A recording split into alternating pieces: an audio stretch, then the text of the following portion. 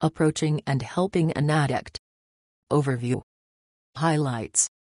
1. If someone you know has an addiction, they're ultimately responsible for their recovery. 2. To help them recover, talk to them about your concerns and offer your support. 3. Maintain appropriate boundaries to protect your well-being. Trying to help someone with an addiction can be a long, challenging, and painful process. Unlike someone with a physical health condition, such as cancer, a person with an addiction might not recognize the true danger of their illness or understand the risks of not treating it. It's important to remember that they are ultimately responsible for their own recovery. Typically, they must first recognize that they have an addictive disorder. Then, they must be ready and willing to address their addiction before their recovery can even begin. Setting realistic expectations and boundaries can help you provide support, while protecting your own well-being. How to talk to someone with an addiction. Start by trying to talk to the person about their addiction. Having a one-on-one conversation may be less intimidating than staging an intervention with several people.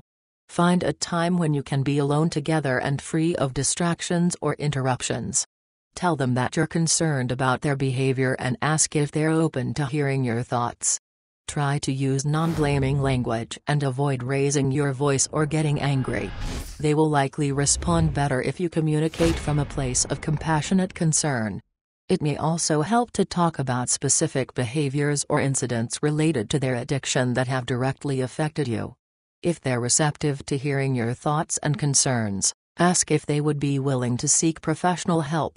They may not be open to discussing this option. They may become defensive. If this happens, let it go for the time being. Don't threaten or shame them. Instead, start talking with other family members and concerned parties to begin planning an intervention. If necessary, stage an intervention. If the person is in grave danger or doesn't respond to your concerns, it may be helpful to stage an intervention. Before organizing an intervention, it may help to talk to a substance abuse counselor, social worker, or other trusted health expert. Their guidance may be very helpful, especially if they're willing to attend the intervention itself. Organize a time when friends, family, and other concerned parties can gather together. Allow at least a few hours for the intervention. Everyone present should have enough time to communicate his or her thoughts and feelings. Host it somewhere quiet where the person with the addiction feels safe, such as their house or that of a family member. Don't attempt to lock the doors or block their exit if the meeting doesn't go well. They should be able to leave if they aren't prepared to participate in the intervention. The intervention will only work if they accept it. When they arrive, explain that you've gathered everyone together because you're concerned about their behavior. Invite members of the intervention to talk about how the person's behavior has affected them. Encourage them to express their concern for the person's welfare. It may also help to discuss the consequences that could ensue if the person's behavior continues. It's important to avoid threatening them.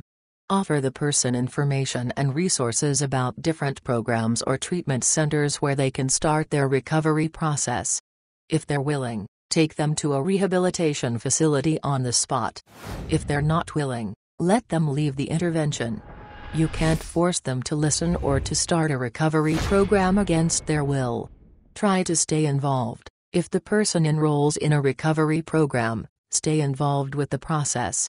Don't send them off to a recovery program and assume that all will be well. Ongoing support from loved ones is key. If they check into a treatment center, visit or send them care packages if possible. Participate in family days or program sessions where you're welcome. Offer your support and convey your willingness to be a part of their recovery process. For example, it may be helpful to purchase books or other resources that will aid their recovery. The support and involvement of loved ones can help them through the process. Strike a balance. While support is important, too much involvement can be unhealthy for the person with the addiction and you. Whether they're in recovery or still using the addictive substance, it's critical for you to strike an appropriate balance.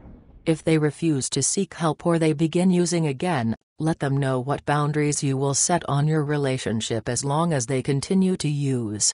It's possible they will need to hit bottom before they are willing to change or ask for help.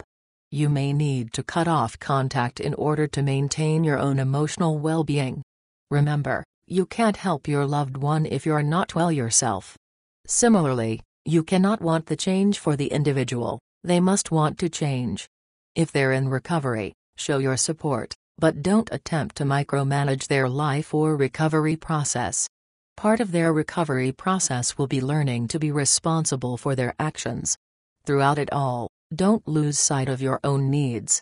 Loving someone with an addiction can be a difficult experience. The best thing you can do is let them know you care about them, while still maintaining appropriate boundaries and protecting your well-being.